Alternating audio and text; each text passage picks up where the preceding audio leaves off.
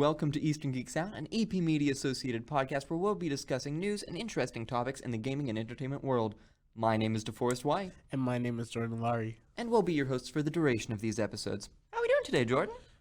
I'm good. I'm a little tired, but Yeah. I'm hanging in there. Alright. Have you considered sleep? No. Have we done this bit already? Yes. Cool. Alright. I just have my default answer for when someone says they're tired. I will invariably ask them if they have considered sleep.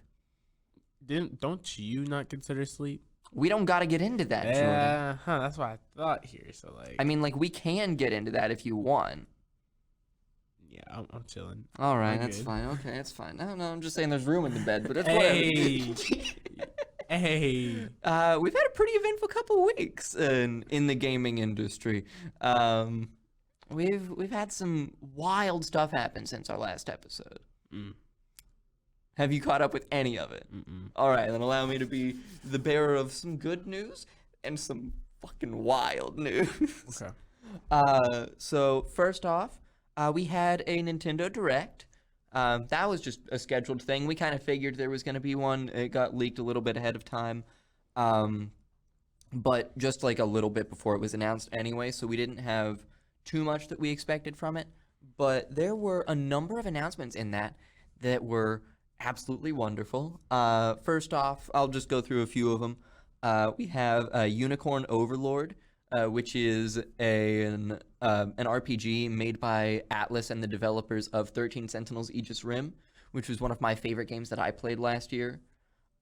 We have another Code Recollection, which is a packaging of two remastered games that originally came out on the Nintendo DS that look absolutely gorgeous. They're sort of like exploration mystery, like Myst-esque, like stylized visual novel sort of things. It looks very fun.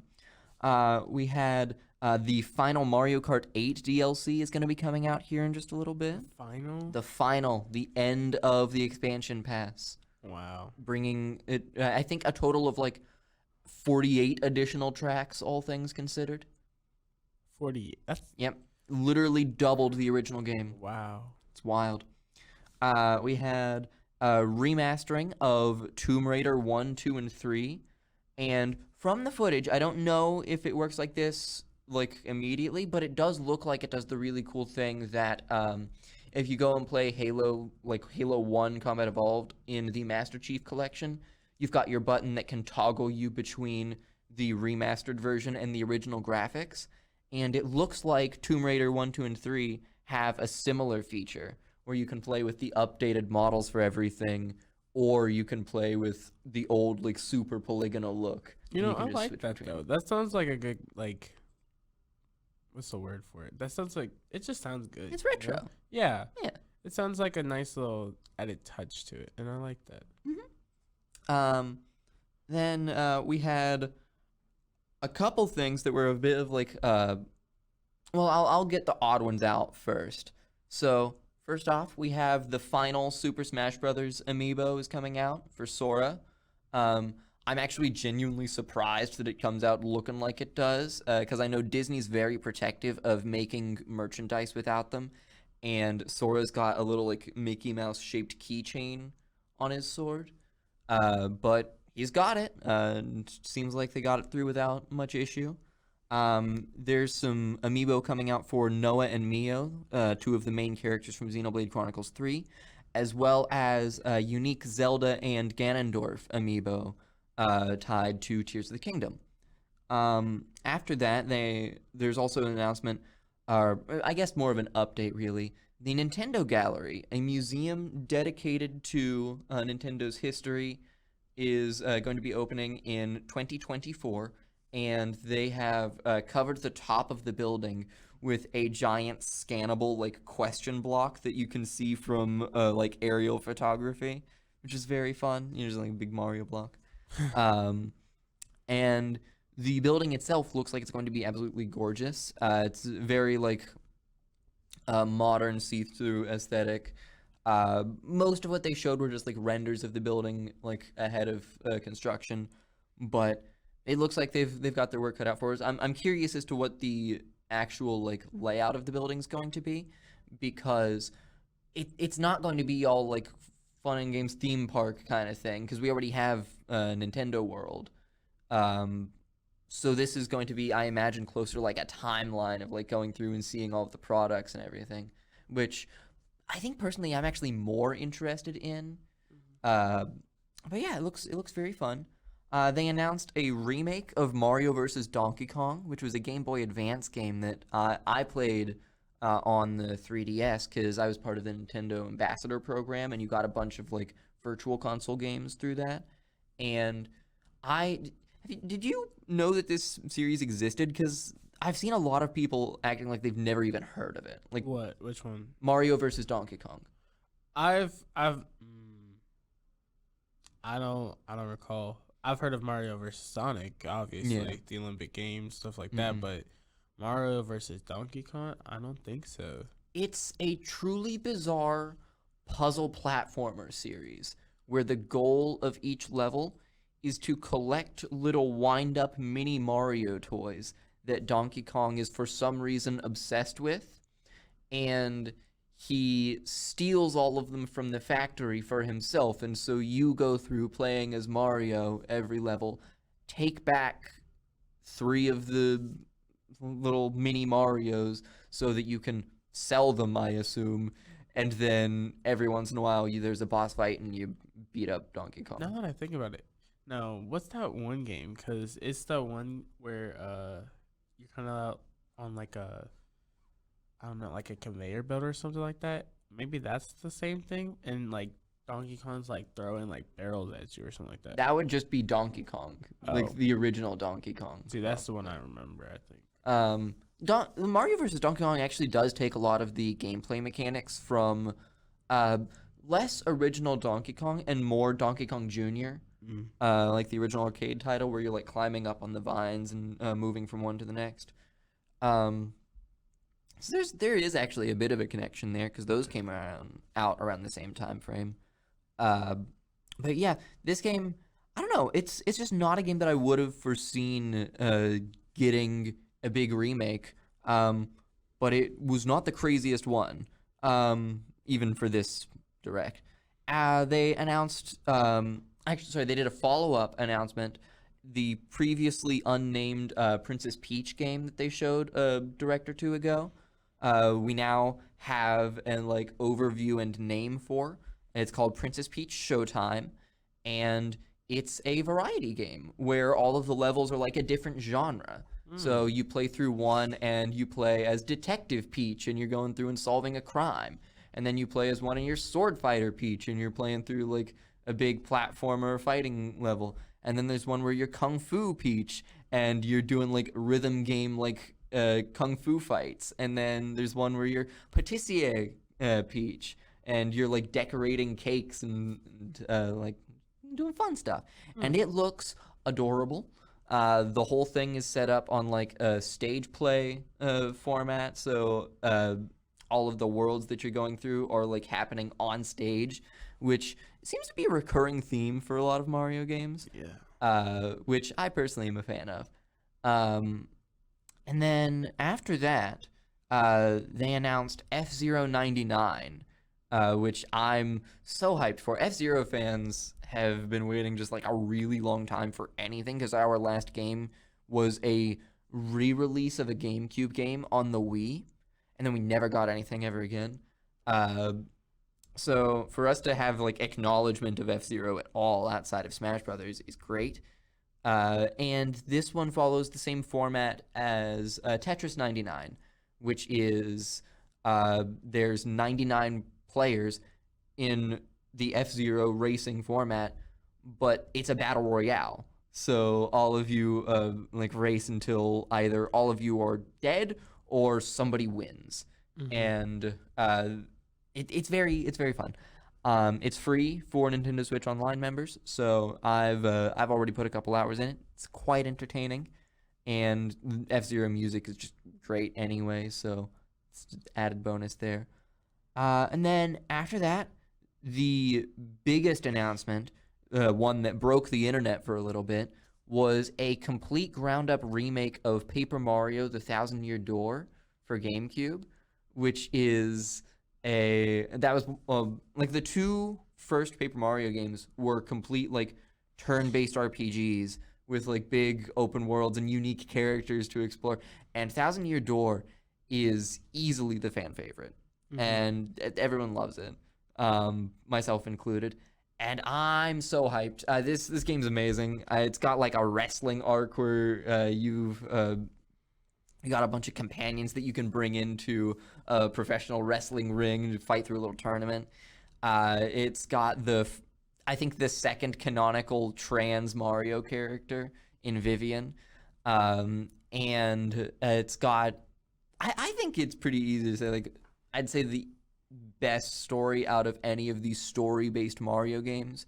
Some people would argue like Bowser's Inside Story is pretty good in the Mario and Luigi series, but I personally think Thousand Year Door is better.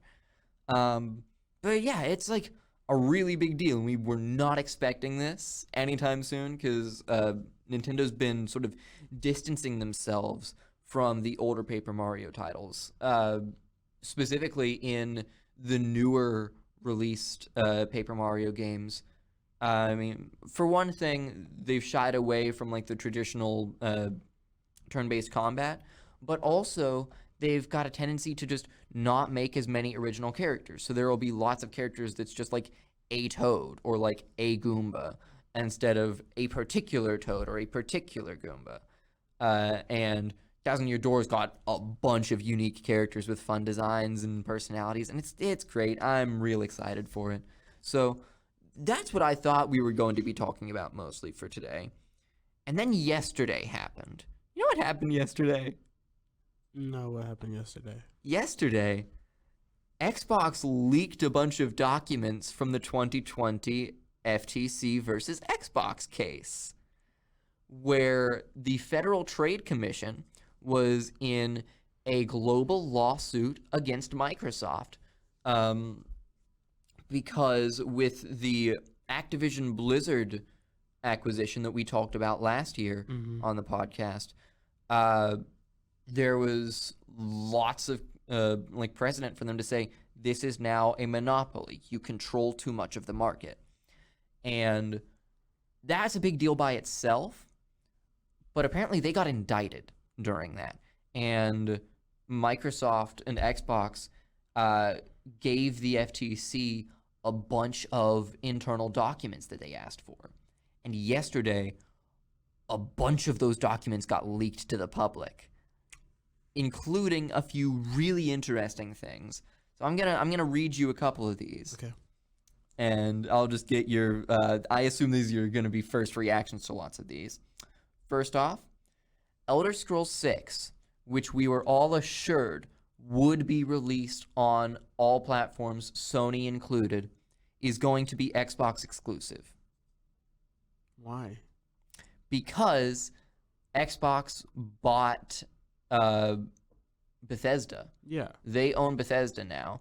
We knew Starfield was going to be Xbox exclusive. It shouldn't have been, but we knew that was going to happen. But they assured us Elder Scrolls 6 would be available on PlayStation, and it won't be. We don't have any explanation beyond that. Wow. Microsoft is planning on... Oh, sorry. Microsoft informed...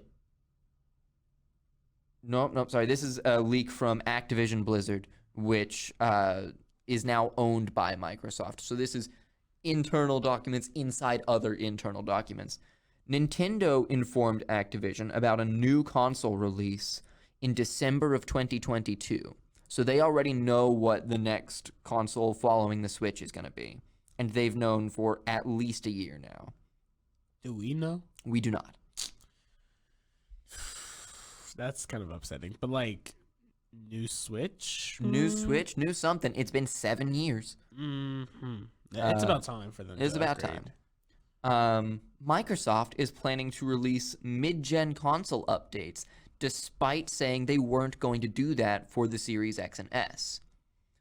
These mid-gen console updates are codenamed Brooklyn and Elwood for the Series X and S, respectively. Okay. They are not going to cost any more, but it's going to be something akin to like the pro models or like the slim models that we got for the consoles last generation, where halfway through their lifespan they released additional versions of the consoles that were just like updated ones. Right. Um, Xbox plans to release the next. Microsoft plans to release the next generation of Xbox in the year 2028. They've got that planned well ahead of time. That's very far ahead, but okay, sure.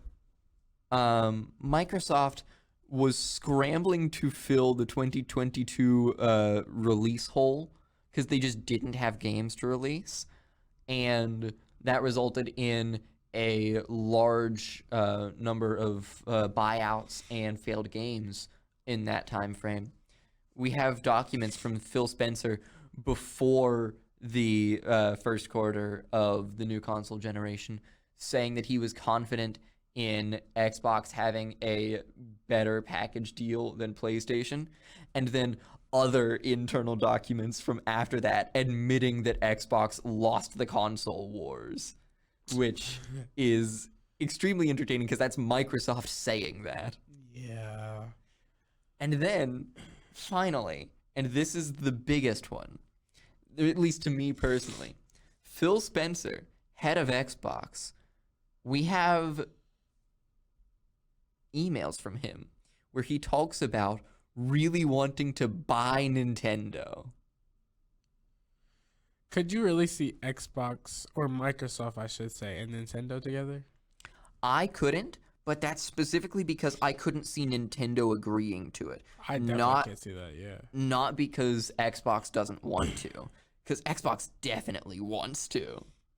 I have the email here, and I'm gonna read you some of the things that the lovely Mr. Spencer has written here. Okay. I love this discussion and value you looking at all the opportunities here. At some point, getting Nintendo would be a career moment, and I honestly believe a good move for both companies. It's just taking a long time for Nintendo to see that their future exists off of their own hardware. A long time. Winky face Phil. The winky face is crazy. That'll never happen.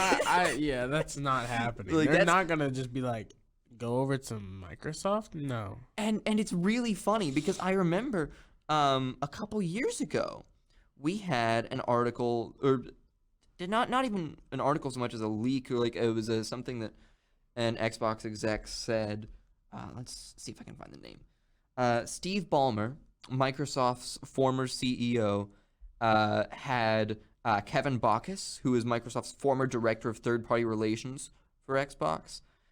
He had them go meet with Nintendo to see if they would consider being acquired by Xbox. And according to Kevin Bacchus, this is a direct quote, they just laughed their asses off. Like, imagine an hour of somebody just laughing at you. That was kind of how that meeting went. I just don't see that ever happening, ever. Of course not. Nintendo is a very good independent franchise. Why would they exist in their own little bubble where everyone else is off doing the console wars and Nintendo is off doing their own shit. If you're buying a Nintendo console, you're buying it for Nintendo's games that you can only get on their console because you're never going to get Nintendo games anywhere else. Mm-hmm. And you're getting it for the weird shit that their console does. Because even though their consoles are almost never as powerful as their competitors, they are doing weird, wacky stuff. Like, for as weird as the Wii U generation was and how much we clowned on it, can you imagine, like, attempting to pitch to an Xbox executive? Like, yeah, so, you know, you're playing Resident Evil or whatever, and you pull out your big chunky tablet and you move your inventory around on the screen to fiddle with your little briefcase, you know, like fun people do. That's shit. Like, that's literally gonna be Xbox's response. But like, I'm not gonna lie. Going back to that Wii U talk, Mm-hmm. I actually like the Wii U. We use a fine system. I like the Wii U. I wish more games. I mean, well, systems could actually implement something kind of that creative like the Wii U did. And Nintendo does that every time. They're like, yeah, we're gonna release a portable game, like we do. Oh, but we're gonna make it weird. We're gonna put 2 screens on it. One of them's a touch screen. Have fun with that. What's it do? Who knows? By the way, it also plays GBA games. Everything's backwards compatible. We own you now. And then, like 2 years later, they're like, hey, well, we should probably do a follow-up to that. Connects to the internet, same thing, no alterations. It was perfect the first time. A few years later, they're like, well, other companies have started doing their own portable stuff. None of them are as good, but it's fine. You know what'd be fucking wild? We're gonna put in 3D. You don't even need glasses for it. Who needs that? We're gonna make it just... Here, you're holding a GameCube in your hand now. Have fun. And like, they just keep going. And they've never once released a console that was just like a regular console. The most normal thing they've ever released was the GameCube, and even that, trying to figure out like how to hold the controller, like what is it? It's so weird looking, but it's iconic. And they had weird little discs. Right. Nintendo's always been the weirdo and successful for it. They are the most iconic company in the gaming market.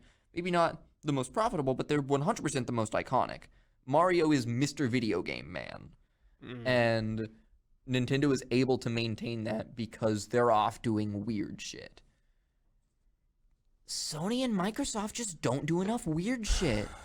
Yeah, that's true. They're more mainstreamed, I feel like, more than Nintendo. Because Nintendo, they could do whatever. Nintendo does whatever. Nintendo will be whatever. Nintendo publishes a game where it's turf wars, where you're shooting ink at one another and you're turning from squids into kids and back, and we all go, yeah, that seems about right. That makes sense. Yeah. That kind of does seem about right, doesn't it? Yeah. And then when another company tries and does that, Square Enix is releasing a first-party Splatoon-like that's like a foam party game, and we all look at it and we go, wow, that looks worse. That's weird. I'm not gonna lie. I don't know what they're trying to do. They're like, it's supposed to be like, I don't know, champagne themed or something. I don't know, man. What? It's weird. I don't get it. But yeah, that's actually all I've got for today. I was expecting those topics to take significantly longer than they did. Wait, what? That was it. We speed ran like 3 years worth of news just then. That never happens. Hold on. No. This is scary. Unprecedented. What? Okay. Well then, here, let me come up with some questions. Oh yeah. Oh, of course. You're almost always the one getting asked the questions. So, yeah. Wow. Lay it on me. Okay. I don't know. So, well, obviously, let's go with the big one. What games have you been playing recently? Okay, so you're aware I'm not a Mortal Kombat fan. Of course. I've been playing a lot of Mortal Kombat. Of course. Not one. I've not bought Mortal Kombat 1. That is $70. That is $70. Yeah. And that's $70 that wouldn't get me the characters that I would be buying Mortal Kombat 1 for. Because that wouldn't include the first combat pass with Omni-Man and Homelander in it. So that's already rough for me. However, in the time like leading up to the release of Mortal Kombat 1, Warner Brothers discounted the price of Mortal Kombat 11 down to like a minuscule amount. So I knew that like Mortal Kombat 11 and Mortal Kombat 11 Aftermath had big like cinematic story campaigns. Mm-hmm. So me and my best friend Nick we've been playing through those. I bought the game for like $5 or whatever, and it still looks gorgeous. But it's just a movie. It's Warner Brothers. You're gonna get a movie, right? And it's pretty great until you have to play the game, and then it's not nearly as great. I try as I might, I just don't like Mortal Kombat inputs. So I can't really call that a leisure game. What I have been playing in a lot of my free time is Enter the Gungeon, which came out like a good long while ago. That's an older title. I even remember that name Um, a while ago. but I've never played it before. A lot of fun. I've been I mentioned last time that I've just been broken into enjoying roguelikes now with the top down thing. And Gungeon has grabbed a hold of me. I'm playing Gungeon just as much as I'm playing Holocure now. So it's wild. Interesting. Mm. I'm running out of questions. Okay. So we've talked before about the whole AI stuff that's going on and Mhm. how that's kind of a bad thing, kind of an interesting kind of topic. Sure. Um, what other wacky things do you think might come out of gaming in the future For AI specifically? for any kind of thing specifically? I think if we're talking in terms of like how AI could be implemented more frequently into gaming, honestly, I think it would probably happen on lower budget titles. Because AI art in particular, while the ethics of it are questionable at best, it is easily consumer grade and applicable to a lot of things. But an area where I would expect to see a lot more of it showing up would honestly be the adult, like not safe for work gaming side of things, like Western visual novels and like chore-based games, which are a big thing. Uh, I wouldn't be surprised if we saw AI art being used to generate like I don't I don't even know if I should say like better because it's not going to be better, but it is going to be more art, and that means that games are going to be able to be updated more frequently. And a lot of games in the adult market are ones that exist on the Patreon model, where the game is being developed and people are playing it as it's being developed, and they're able to get the current version of the game by subscribing to the developer's Patreon, so they get like the new updates ahead of everybody else. I think we'll probably see AI art show up in a lot more of those games because it will mean more consistent updates and people being more likely to subscribe to the developers. Interesting. I ran out of questions. That's okay. I tried. I tried my best. I'll come up with some for the next episode. Alrighty. I'll try. Well, I guess I'll ask you. Now can I get you into Street Fighter?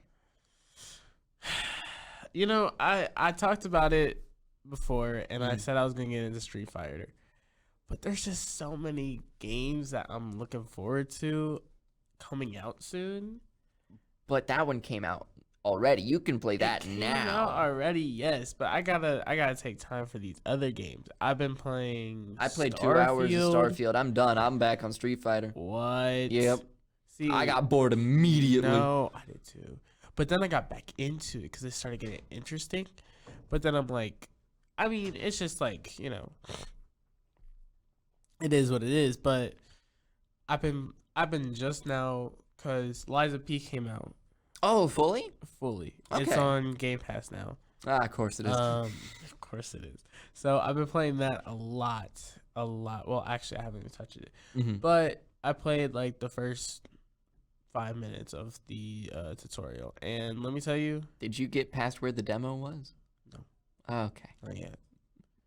I got to the part where I picked up my sword. Oh. I just started. Cool. Um, It's a very fun looking game. It Like, just is. not even in terms of just like it looks like it would be fun to play. Just the design of everything is really cool. I did see some like texture issues Oh, really? in the game. Just mainly when I run into the wall, his like body kind of like shifts weird. Well, it is a Soulsborne. It is a Soulsborne, but They never work. it looks pretty nice. I'm scared because it's a Souls like, Yeah. but I'm gonna give it a shot. Probably after this recording, after I get off work, I'm just probably gonna go play that. You know? I guess I should say that I beat Elden Ring. Did you? Yeah. Why? It was there. So you just beat it Yeah. just cause? Yeah. I haven't beat it. I didn't yet. like it. Wow, really? Yeah, You not very didn't? good. No, I liked it. I didn't like it. Why? It's beautiful too. Okay, my biggest complaint about the game is the direct opposite of that, actually. I think that game's ugly as hell. What? I cannot get over. This is a consistent issue that I have with Soulsborne in general. Everything's gray all the time. Not Elden Ring? And Elden Ring, like, don't get me wrong, it has brighter environments than most of the other like Dark Souls and Demon Souls games did. But only in like very small segments. Because, like, okay, here's a big area and it's yellow and gray. Here's a big area and it's orange and gray. Here's a big area and it's gray and darker gray. Every area in the game, and I've seen all of them now, is a color and gray. And some of them, that second color is gray. And that happens multiple times. The game like cannot leave the color palette. And it sucks because in still images, it's gorgeous. But it's gorgeous in the same way that like Skyrim is gorgeous, where you look at it for a little bit and you're like, wow, that's a pretty environment. And then you've seen it and it's done.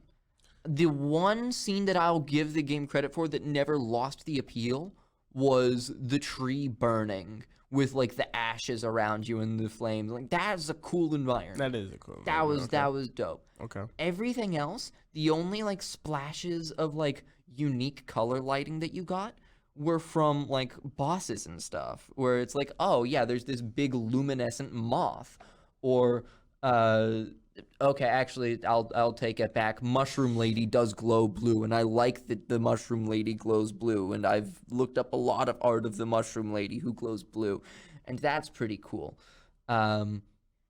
I don't like Millennia, though. Everyone else seems to love her design. The one with the moon? Huh? The moon lady? She's got, like, the weird messed up face and red hair. And Oh, yeah. I remember. the blade The of one with the Antiqua. missing arm? Yes, probably. She probably had Like the one missing arm. from like the very first trailer, the one you see like riding the horse with like. I've never watched a trailer for Elden Ring. You never like. Oh, yeah. Actually, you know what? That can't be true because I was there for the reveal, That's what I'm saying. Like it was just. but like, I don't remember it. The one with the like the detached arm that had to put back in. No, okay. I don't know. I didn't notice.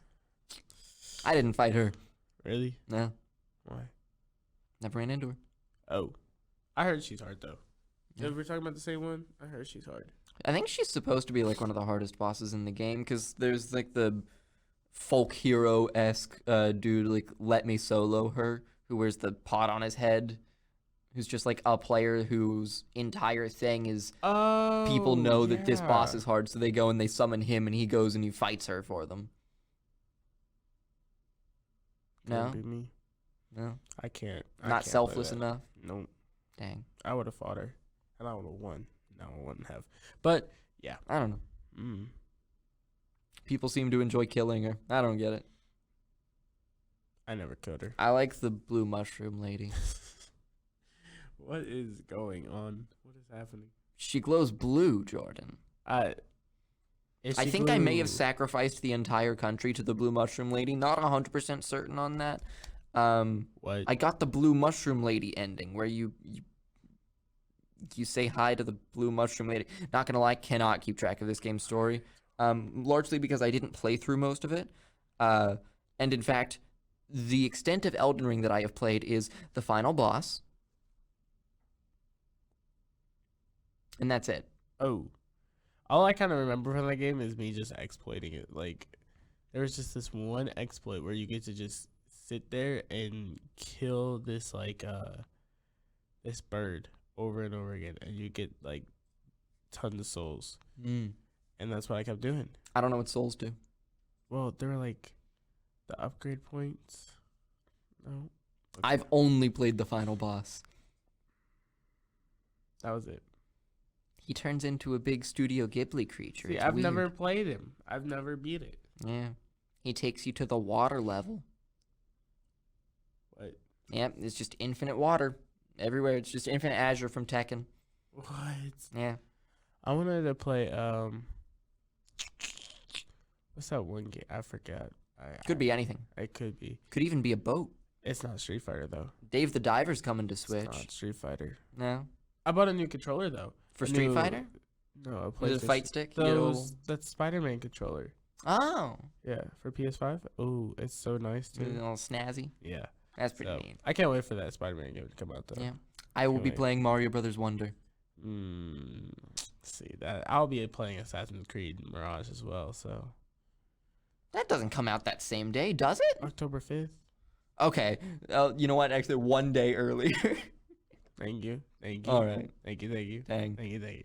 Okay, so you can play Mirage for a day, and then you have to choose between Wonder or Spider-Man. Spider-Man. 2. All right. I've You coulda I've thought bought about the it. controller. I've done this all. I've got it all planned out. I will buy you a Mario Brothers Wonder controller, and then you'll have to like make the heart-wrenching decision. Spider-Man. Damn it.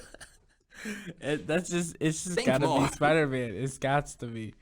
All right. I miss it. It's been too long without a Spider-Man. You got one at the beginning of the console generation. That doesn't matter. It does not matter. I feel like it matters. It doesn't matter. It was one of the big selling points of the PS5. No. Yeah. I People played loved Miles Morales, and it was good. Don't get me wrong. It was probably better than the first one. Mm-hmm. But now we got both of them Yeah. and a bigger world and a controller out of it. I'm sorry, but that controller goes crazy.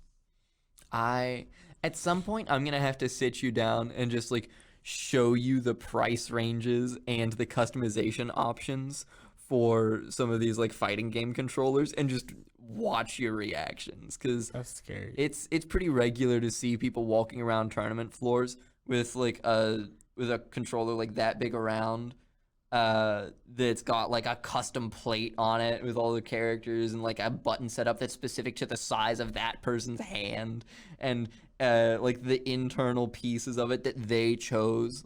You think PC people are insane? Fighting game people customizing their fight stick, that shit gets to be $3,000.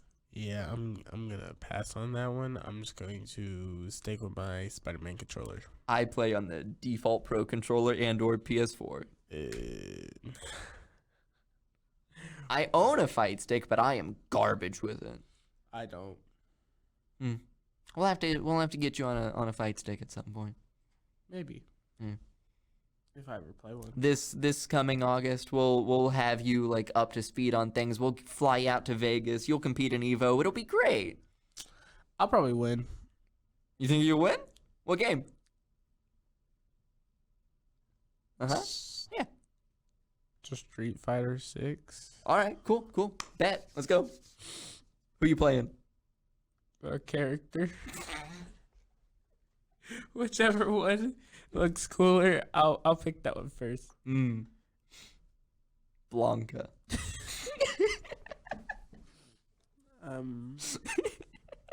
Yeah, probably, you know. Cool. Yeah. Big Blanca fan. Yeah. Which one's Blanca? Yeah. Cool. All right. I think that's enough Jordan torture for one day. Well, forget all that happened. Thank you all very much for listening to us ramble for an extra 20 minutes after we ran out of news preemptively. That's never happened That's before. never happened. Yeah. Especially considering how much news there was. Wild shit's happening, and we just sort of went, all right. That's about it. Wow. Well, That's crazy. that's crazy. Well, y'all have a lovely evening and night. See you next week.